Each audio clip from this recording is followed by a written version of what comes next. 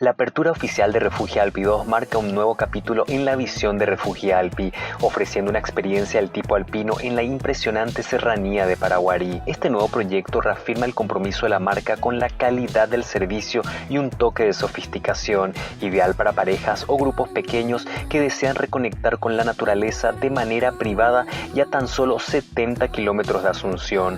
La nueva cabaña cuenta con una cama matrimonial, 2 camas individuales, un sofá cama, una cocina completamente equipada y un jacuzzi para relajarse. También dispone de Wi-Fi, Smart TV y parlante portátil. En el exterior, los visitantes pueden disfrutar de un patio que incluye piscina, césped, parrilla, espacio techado y estacionamiento privado. Detalles sobre tarifas y número de contacto podrán ver en pantalla. Para explorar el material completo sobre Refugi Alpi 2, les invito a visitar mi canal de YouTube Viajando por Afición.